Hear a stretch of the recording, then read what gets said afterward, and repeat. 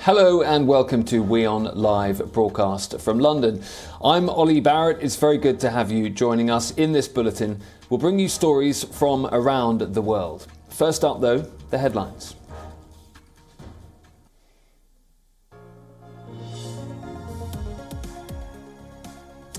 And in our top story, Pakistan security forces used tear gas to disperse hundreds of people trying to breach a border crossing into Afghanistan. This comes a day after the Taliban seized control of the Afghan side of the frontier.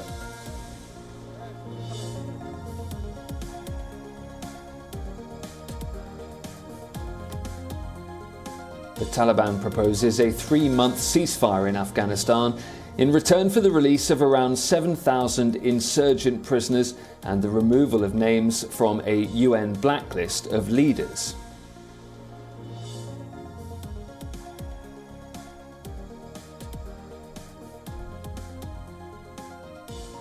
At least 19 people have been killed and dozens are missing after heavy rains and floods in western Germany.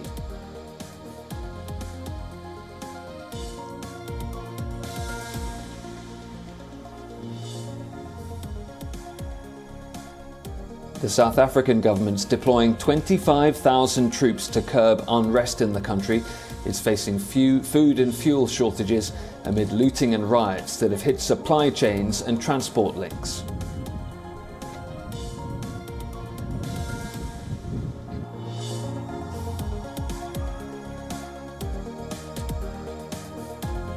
Brazilian President Jair Bolsonaro is transferred to Sao Paulo to be treated for a health complication from a 2018 stabbing. Bolsonaro will undergo tests for an obstructed intestine and could receive emergency surgery.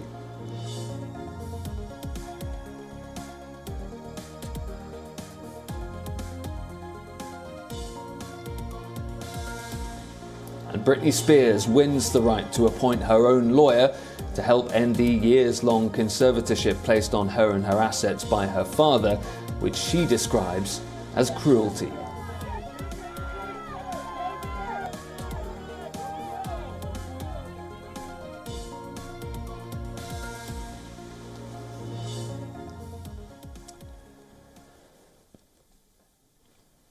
And it is Afghanistan which leads our bulletin today. According to an Afghan government negotiator, the Taliban has proposed a ceasefire.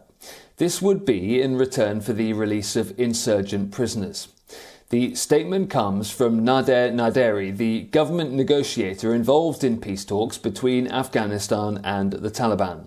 He says the Taliban is proposing a 3-month ceasefire in return for the release of around 7,000 insurgent prisoners held in Afghanistan's jails.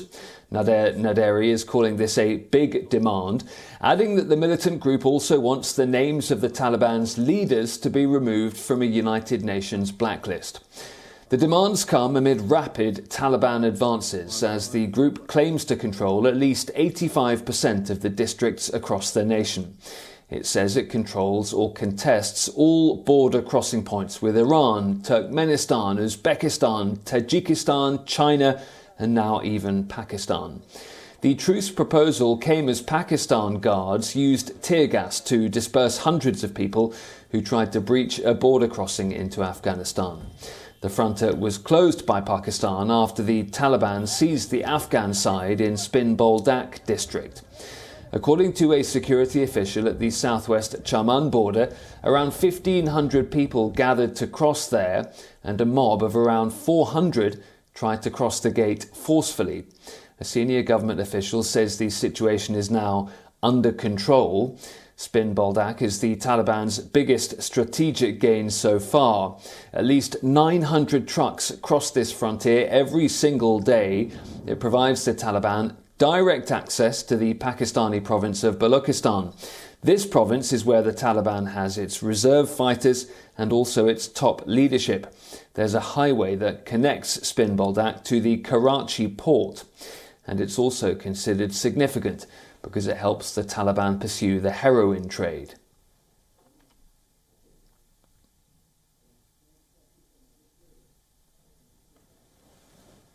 By the end of this month, the United States will begin flying out Afghan nationals who supported the US by serving as interpreters and translators in the 20-year war.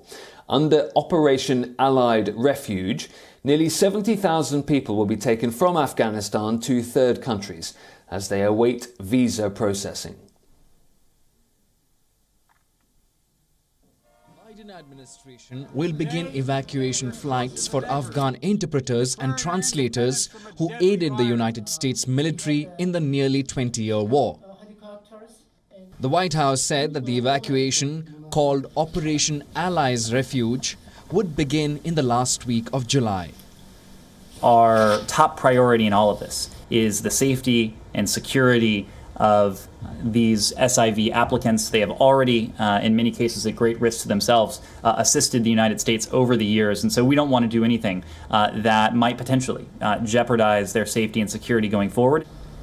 The process will be available first for special immigrant ISA applicants that are already in the process of applying for US residency. There are an estimated 18,000 people that are interpreters, translators and others who worked with US forces who would qualify for evacuation. And along with their families, the number of evacuees could potentially rise to 80,000 or more. The administration has been working on identifying a third country of US territory that could host the Afghans while their visa applications are processed. Sources say negotiations are underway with Kazakhstan, Tajikistan and Uzbekistan. And Guam is possibly under consideration as a way station for the evacuees. The Biden administration has been under pressure from lawmakers of both US political parties to begin evacuating thousands of special immigration visa applicants who risk retaliation because of their work with the US government. With withdrawal of foreign forces, an emboldened Taliban has been making territorial gains for weeks now. It has captured key border crossings with neighboring countries. Any government that comes to power through the barrel of a gun, that comes to power through force in Afghanistan, any government that doesn't respect fundamental and universal rights is not one that will have legitimacy in the eyes of the broad international community. It is not one that will have the support of the Afghan people. Senior Afghan government delegation, including the head of the country's Reconciliation Council, Abdullah, and former Afghanistan President Hamid Karzai, will meet in Taliban in Doha to jumpstart long-stalled peace talks.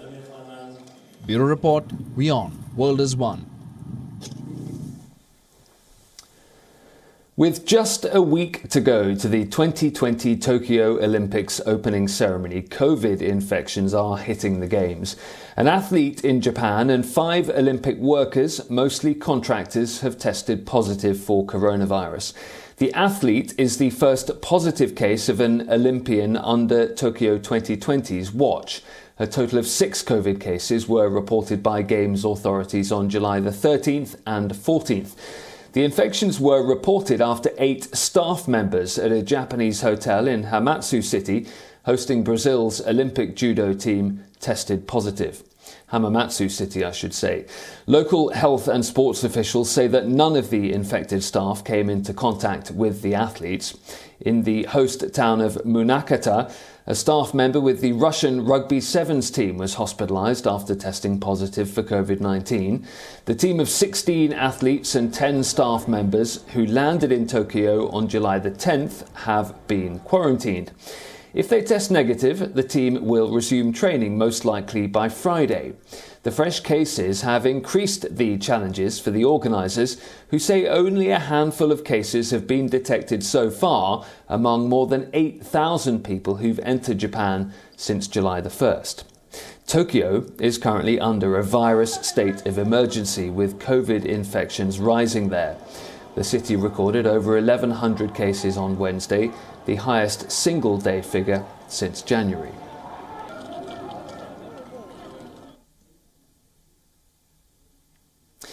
For the very latest, let's go to my colleague John Matthews now, who is joining us live from Tokyo. And John, update us on the situation with the athlete that tested positive. Do we know who it was, and do we know how the virus was transmitted? And does all this mean that the bubble isn't working? Well, at the moment, we don't know who the person was. The International Olympic Committee has refrained from letting us know who that person is or the contractors who were tested positive in the last 2 days. What we do know is that the athlete was tested positive during their 14-day quarantine. They tested just 2 days ago, with the other 5, as you mentioned, just in the last 2 days. Now, at the moment, we're seeing that the caseloads are obviously very low at the moment compared to the 8,000, and PCR tests take a couple of days to be positive. So while the delegations are getting 2 tests per day for each person, 1 in the morning, 1 in the evening. In the next coming days, we should be seeing more indication of how broad this infection was, or if it was just an isolated thing.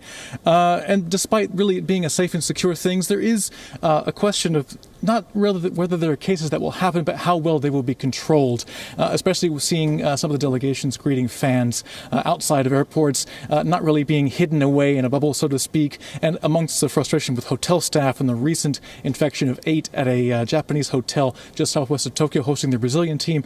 The bubble is not impenetrable. We have seen this already. The question is, how well will the bubble hold with a few holes poked in it? And John, Tokyo itself now reporting over 1,000 new COVID-19 infections a day. It's been under a state of emergency since Monday. What is the mood like where you are? Well, we've reported actually 1,300 cases as of today. Now, we're obviously going quite quickly up into a 5th wave. Now, the mood is not really so much of an emergency, but really just it's here again kind of situation. People on the streets are saying, well, it was inevitable. We were going to come back to this level again. People really aren't staying in like they used to be during the early days of the pandemic. Around here, no one was around. Subway stations were empty. This was April of last year. Now things are back to normal more or less, but that means that there's the same amount of foot traffic and the same amount of spread of the virus. Japan's top medical advisor even said the era of relying just on people to restrict their own movements, that era is ending. He has just said that, of course. Bars and restaurants are leaning very hard on loans right now and having a tough time staying afloat. So really, Japan has been coming closer to a breaking point in terms of business stability, and people are just tired of having to stay indoors. Okay, John, thank you. John Matthews there, live in Tokyo.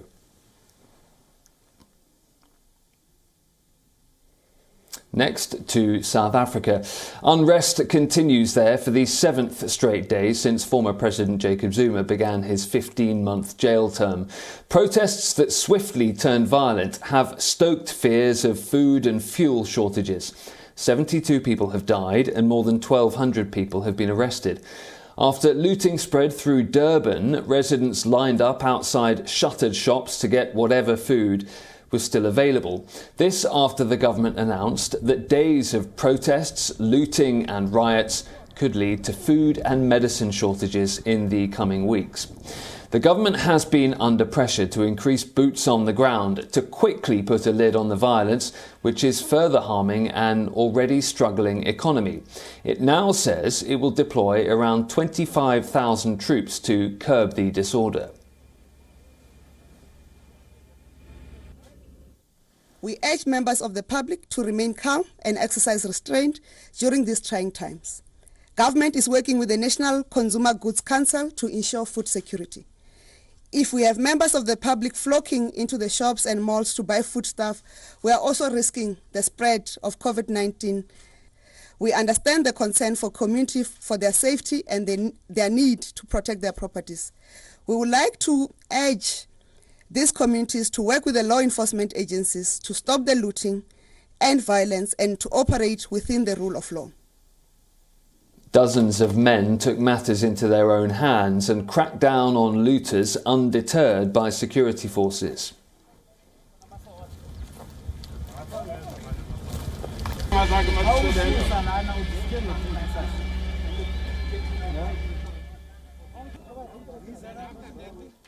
Looting has hit supply chains and transport links, especially in the southeastern province of KwaZulu-Natal. The country's consumer goods regulatory body estimated that more than 800 retail shops have been looted.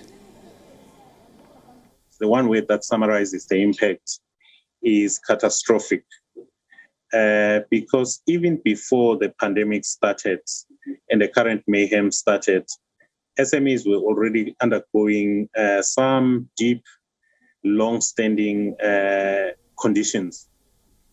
26-year-old Naledi Manyoni took one of the most difficult decisions of her life.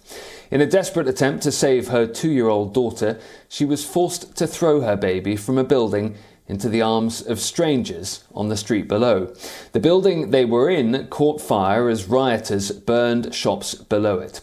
Today, while 2-year-old baby Melakulu plays in her mother's arms, the situation on the ground in South Africa is not getting any less serious.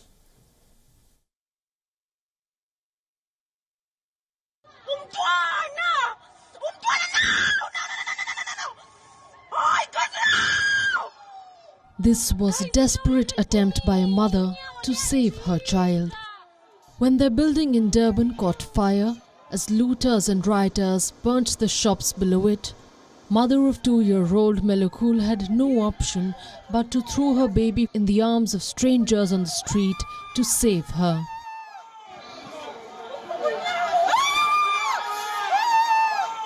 "26-year-old Naledi Manyoni, who occupies the 16th floor in the building, could not see the fire but smelt the smoke. The fire grew, and so did Manyoni's desperation to save her 2-year-old baby. And she had no choice but to let go of her child. She released the grip on her daughter and watched her descending into a group of people who stood together to catch her.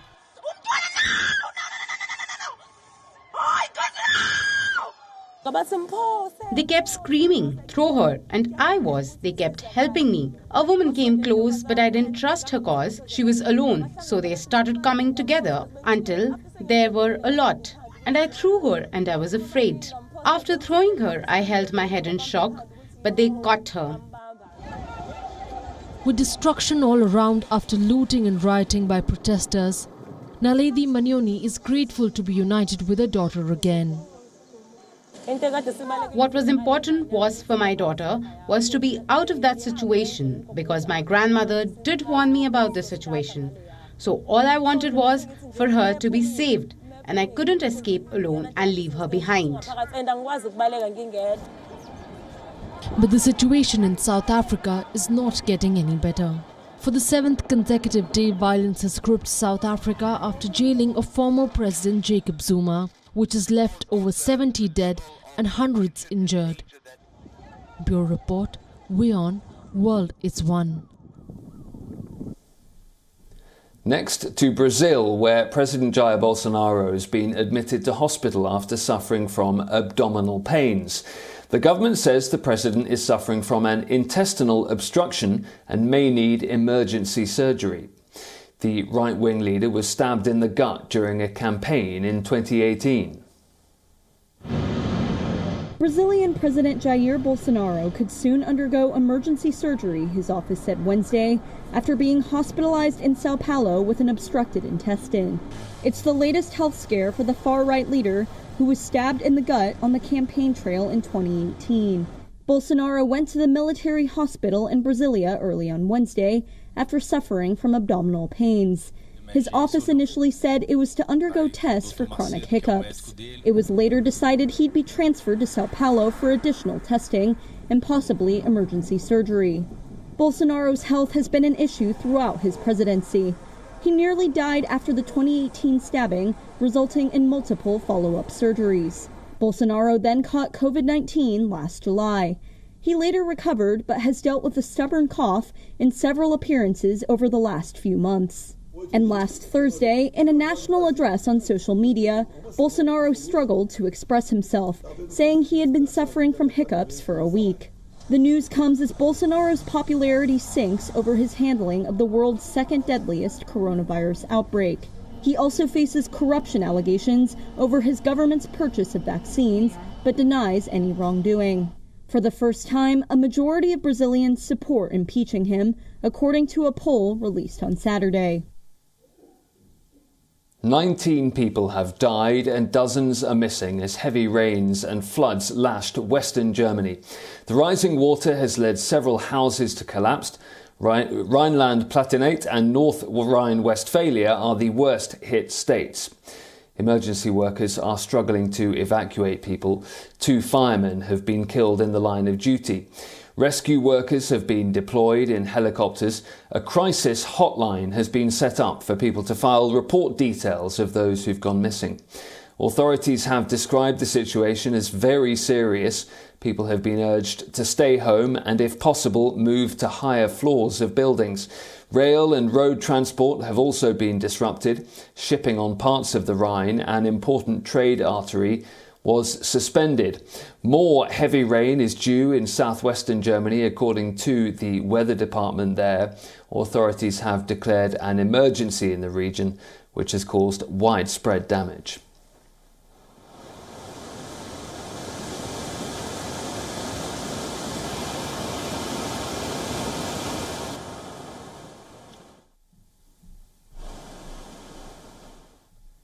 The European Union's Fit for 55 package, which aims to cut emissions drastically, has been set out by Brussels. The bloc aims to meet its 2030 goal of reducing emissions by 55% from 1990 levels. As part of a broad climate package, the European Union proposes an effective ban on the sale of new petrol and diesel cars from 2035. The move is aimed at speeding up the switch to zero-emission vehicles. The EU on Wednesday proposed an effective ban on the sale of new petrol and diesel cars as of 2035 as part of a broader package of measures on climate change. The European Commission proposed a 55% cut in CO2 emissions from cars by 2030 versus 2021 levels, and then a 100% cut by 2035, which would make it impossible to sell new fossil fuel-powered vehicles in the bloc. To boost EV sales, Brussels also proposed legislation that would require countries to install public charging points along major roads by 2025.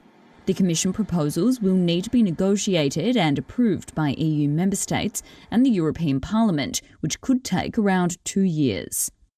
Low-emission vehicle sales surged in Europe last year, with 1 in every 9 new cars sold an electric or plug-in hybrid.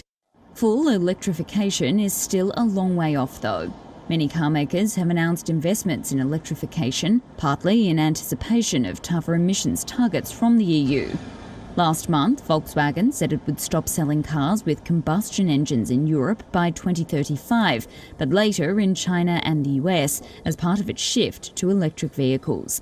And last week, Stellantis said it would invest more than $35 billion by 2025 on electrifying its lineup.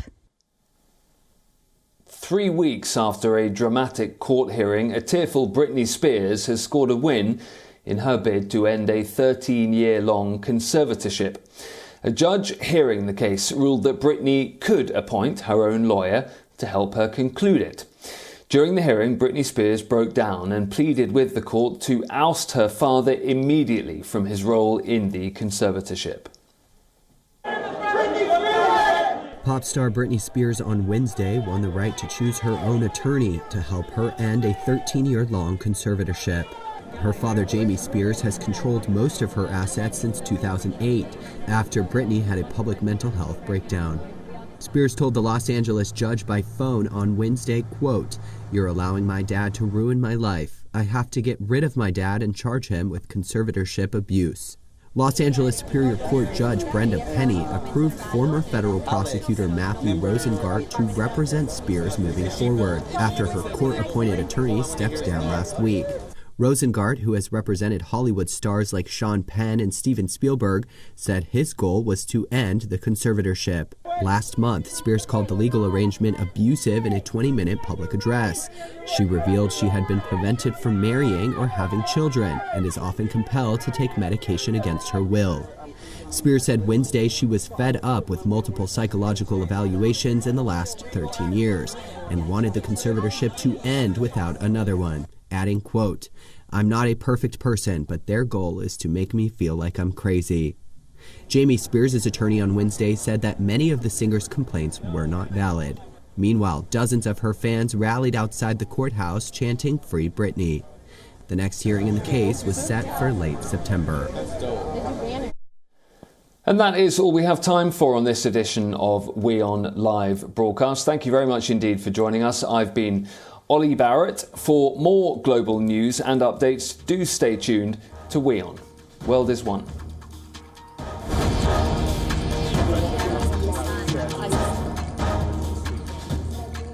This is right, Arab.